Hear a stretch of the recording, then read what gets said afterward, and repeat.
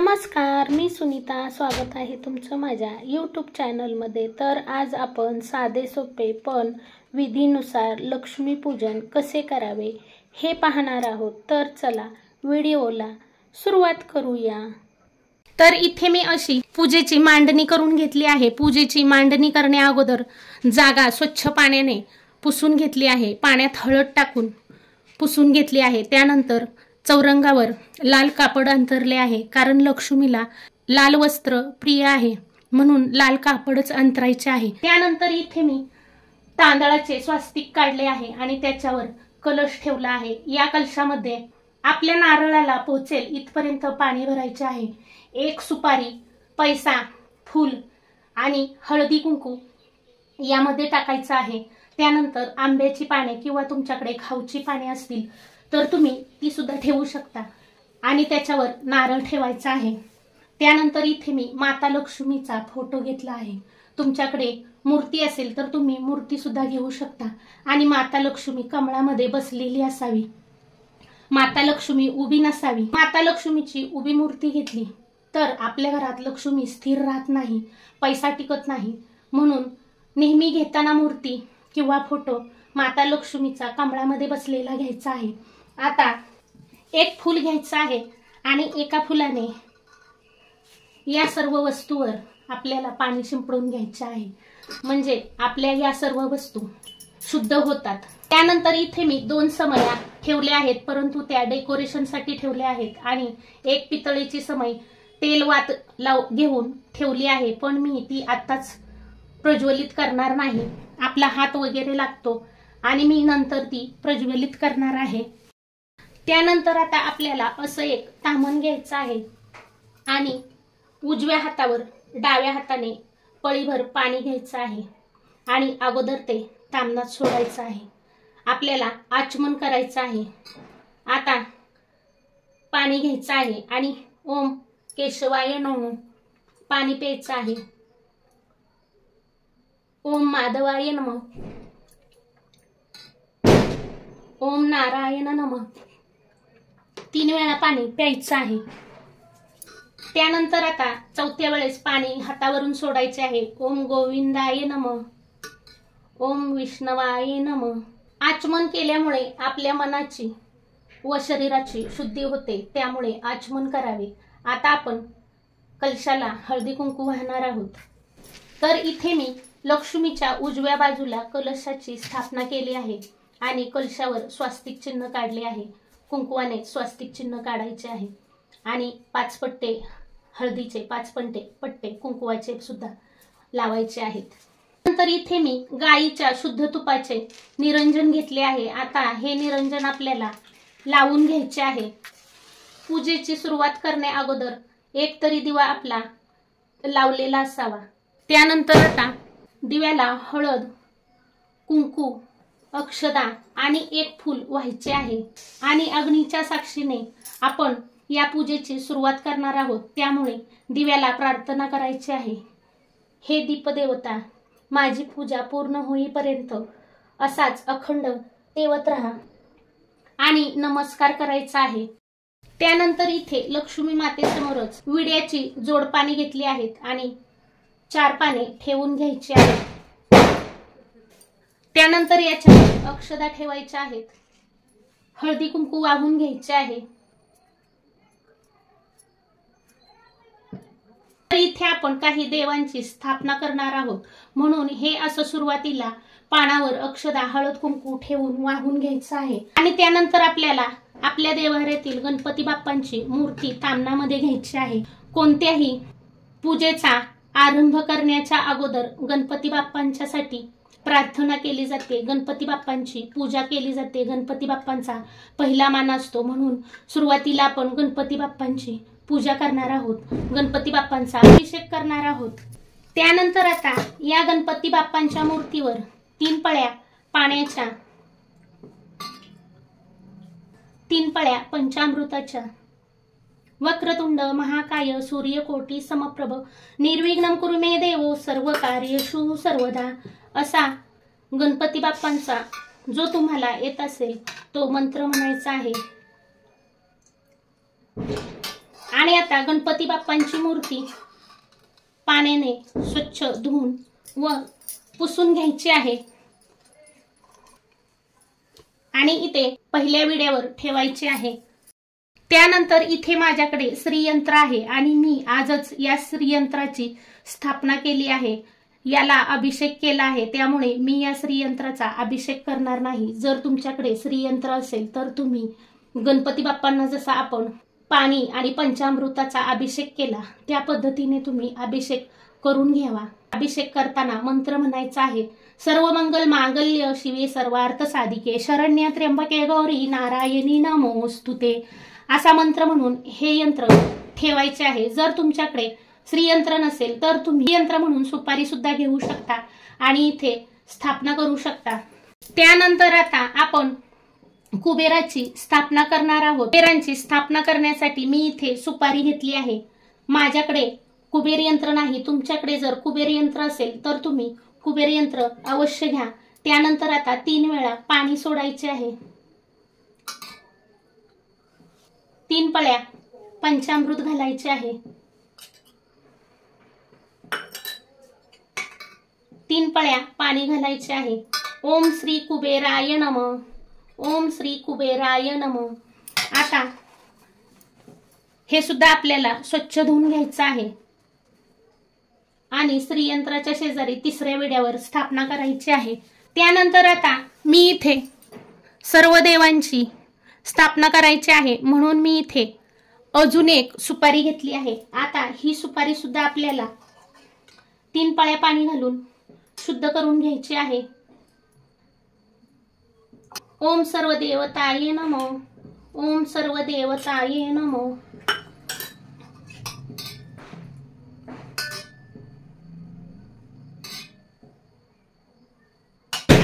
आता ही सुपारी सुद्धा अशी छान पुसून 4थ्या विड्यावर स्थापन करायची आहे। तर आता आपण सर्व देवांची पूजा करून घेणार आहोत, पण प्रथम गणपती बाप्पांची पूजा करायची आहे। तर सुरुवातीला हळदी कुंकू घालून घ्यायचं आहे, अक्षदा व्हायच्या आहेत, एक फूल व्हायचे आहे, श्री गणेशाय नमः। त्यानंतर श्रीयंत्राची पूजा करायची आहे, हळदी कुंकू अर्पण करायचे आहे, अक्षदा अर्पण करायच्या आहेत। त्यानंतर फूल व्हायचं, ओम श्री महालक्ष्मी नमः। त्यानंतर आपल्याला श्री कुबेरांची पूजा करायची आहे, अक्षता व्हायच्या आहेत, ओम श्री कुबेराय नमः। त्यानंतर आपल्याला सर्व देवतांची पूजा करायची आहे, हळद कुंकू व्हायचे आहे, अक्षता व्हायच्या आहेत, एक फूल व्हायचे आहे आणि आपल्या कुलदैवतेचे आणि आपल्या सर्व देवतांचे स्मरण करून पूजा करायची आहे आणि म्हणायचं आहे सर्व देवताय नमः। त्यानंतर आता मी इथे सर्व देवतांना एक एक वस्त्र अर्पण करणार आहे। सर्वप्रथम गणपती बाप्पाला वस्त्र अर्पण करायचे आहे। श्रीयंत्र म्हणजेच माता लक्ष्मी म्हणून आज आपण श्रीयंत्र स्थापित केले आहे। तर असा हा लाल पिवळा धागा भेटतो, तो लाल पिवळा धागा अर्पण करायचा आहे। त्यांना सुद्धा कापसाचे वस्त्र अर्पण करायचे आहे। त्यानंतर आता सर्वात महत्त्वाची पूजा म्हणजे आपण माता लक्ष्मीची पूजा करत आहोत। त्यासाठी आता आपण माता लक्ष्मीची पूजा करून घेणार आहोत। तर माता लक्ष्मीला हळदी कुंकू लावून घ्यायचे आहे, अर्पण करायचे आहे, अक्षदा व्हायचे आहे, एक फूल व्हायचे आहे। तुमच्याकडे जर लाल फूल असेल तर लाल फूल वाहून घ्या। तसेच आपल्याला माता लक्ष्मीच्या फोटोला किंवा मूर्तीला फुलांचा हार सुद्धा घालायचा आहे। त्यानंतर आता आपण कलशाची पूजा करून घेणार आहोत। कलशाला हळदी कुंकू, अक्षदा, फुल अर्पण करायचे आहे। ओम श्री कलश देवताय अभ्यो नमः। त्यानंतर धूप ओवाळायचे आहे। त्यानंतर आता लक्ष्मी पूजनाच्या दिवशी धान्याची सुद्धा पूजा केली जाते, त्याला सुद्धा खूप महत्त्व आहे।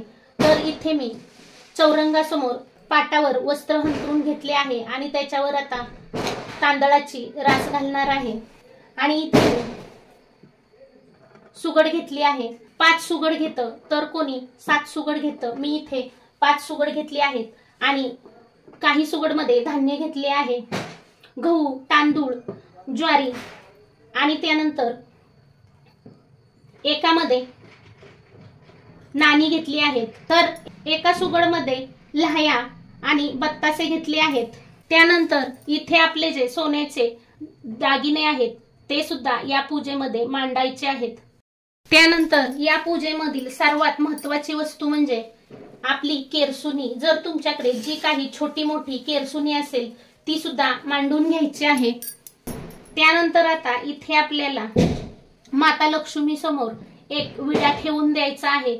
या विड्यावर जोड पानाचा विडा घ्यायचा आहे. या विड्यावर खारीक, खोबरं, हळकुंड, सुपारी, बदाम हे ठेवून घ्यायचं आहे. त्यानंतर आता आपल्याकडे जे काही पैसे आहेत ते पैसे सुद्धा एका ताटामध्ये ठेवून घ्यायचे आहेत. असे वाटीमध्ये धने घ्यायचे आहेत, कारण या पूजेमध्ये धन्याला सुद्धा तितकेच महत्त्व आहे. 10 रुपयाच्या नोटीपासून ते 100, 500, 1000च्या नोटीपर्यंत पैसे घ्यायचे आहेत. तुमच्याकडे जेवढे असतील तेवढे तुम्ही घेऊ शकता. त्यानंतर 5 प्रकारची फळे घ्यायची आहेत. त्यानंतर आता आपण जो विडा मांडला आहे त्या विड्यावर हळदी, कुंकू, अक्षदा, एक फूल व्हायचे आहे. आणि आपण ज्या गोष्टी इथे पूजेमध्ये मांडल्या आहेत त्या पूजेवर सुद्धा हळद, कुंकू, अक्षता, एक फूल व्हायचे आहे. असे क्रमाक्रमाने करायचे आहे. धन्याला सुद्धा हळद, कुंकू, अक्षदा, फूल व्हायचे आहे. धने म्हणजेच आपली लक्ष्मी असते, धन असतं, म्हणून धने अवश्य पूजावेत. त्यानंतर आता पैशाला सुद्धा, या नोटांना सुद्धा हळदी कुंकू व्हायचे आहे, अक्षदा व्हायच्या आहेत, फूल व्हायचे आहे. त्यानंतर इथे आपण फळे घेतली आहेत. फळांना सुद्धा हळदी कुंकू व्हायचे आहे, अक्षदा व्हायच्या आहेत, फूल व्हायचे आहे. इथे जे आपण केरसुनी घेतली आहे लक्ष्मी म्हणून, या केरसुनीला सुद्धा हळद, कुंकू, अक्षदा आणि फूल व्हायचे आहे.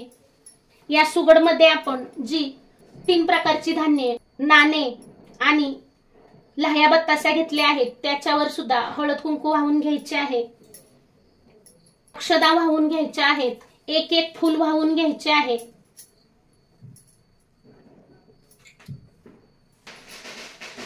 त्यानंतर आता ही जी फळे आहेत ही आपल्याला माता लक्ष्मी समोर ठेवून घ्यायची आहेत. त्यानंतर आता इथे जे आपण समई तेलवात घालून ठेवली आहे ती आता आपण लावून घ्यायची आहे. आणि या समईला हळद कुंकू, अक्षता आणि फूल व्हायचं आहे. त्यानंतर तुम्ही इथे रांगोळी काढून घ्यायची आहे, कारण आपली रांगोळी काढल्याशिवाय पूजा पूर्ण होत नाही. त्यानंतर रांगोळी काढून झाल्यावर पाण्याने चौकोन करायचा आहे आणि त्यावर नैवेद्य दाखवायचा आहे. आपण जो दिवाळीचा फराळ केलेला आहे तो ठेवायचा आहे. इथे मी लक्ष्मी मातेच्या आवडीची तांदळाची खीर केली आहे, तर या तांदळाच्या खिरीचा सुद्धा मी नैवेद्य दाखवणार आहे. आणि आवर्जून तांदळाच्या खिरीचा नैवेद्य लक्ष्मी मातेला दाखवा. त्यानंतर आता लहाया, बत्तासे जे काही असेल त्याचा नैवेद्य दाखवायचा आहे. त्यानंतर आता सर्व पूजेला धूप ओवाळायचे आहे, दीप ओवाळायचे आहे. आणि त्यानंतर सर्वात आधी गणपती बाप्पांची आरती करायची आहे आणि त्यानंतर माता लक्ष्मीची आरती करायची आहे. यावेळेस तुम्हाला श्रीयंत्र, श्रीसूक्त जे काही येत असेल ते तुम्ही म्हणू शकता. नैवेद्य दाखवायचा आहे. या सर्व नैवेद्याभोवती जो आपण काही नैवेद्य ठेवला आहे त्या नैवेद्याभोवती 3 वेळा पाणी फिरवायचे आहे आणि नैवेद्यम समर्पयामी, नैवेद्यम समर्पयामी, नैवेद्यम समर्पयामी असे म्हणायचे आहे. आणि त्यानंतर पाण्याचा छोटा तांब्या सुद्धा इथे ठेवायचा आहे. त्यानंतर या धन्याची आपण पूजा केली होती. आता हे धने आपण जे आपले सर्व देव आहेत त्यांना थोडे थोडे वाहून घ्यायचे आहेत. या धन्याचा नैवेद्य महत्वाचा आहे.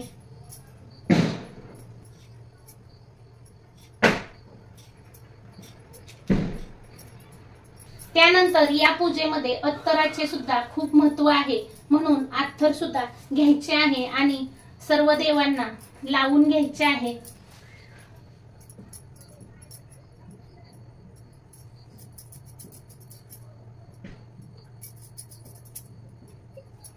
त्यानंतर इथे आपण पूजेमध्ये घंटा घेतली असेल तर घंटेची सुद्धा पूजा करून घ्यायची आहे। हळद कुंकू, अक्षदा आणि फूल व्हायचे आहे। तर इथे आपली अशा प्रकारे पूजा करून झाली आहे। पूजा करून झाल्यानंतर माता लक्ष्मीला धूप आरती ओवाळायची आहे। सर्व वस्तूंना धूप आरती ओवाळायची आहे आणि घरातील सर्वांनी मिळून कर्पूर आरती करून घ्यायची आहे। त्यानंतर प्रथम गणपतीची आरती करायची आहे आणि त्यानंतर माता लक्ष्मीची आरती करायची आहे, कर्पूर आरती करायची आहे। तर अशा प्रकारे विधीनुसार मी इथे साधी सोपी लक्ष्मी मातेची पूजा करून घेतली आहे। तर आपल्याकडून या पूजेमध्ये काही चुकले असेल तर लक्ष्मी मातेची क्षमा मागायची आहे। आपल्या घरातील सर्वांच्या आरोग्यासाठी आणि आपल्या घरात सुख शांती आरोग्य ऐश्वर्य नांदो ही लक्ष्मी मातेला प्रार्थना करायची आहे। आणि तुम्हाला माझा आजचा व्हिडिओ कसा वाटला कमेंट करून सांगायला विसरू नका। व्हिडिओ आवडला असेल तर इतरांना शेअर करा। चॅनलला याआधी सबस्क्राइब केलं नसेल तर सबस्क्राइब करा। एक लाईक जरूर करा। व्हिडिओ पाहिल्याबद्दल खूप खूप खूप धन्यवाद। पुन्हा भेटूया अशाच एका नवीन छानशा व्हिडिओ सोबत। तोपर्यंत बाय बाय।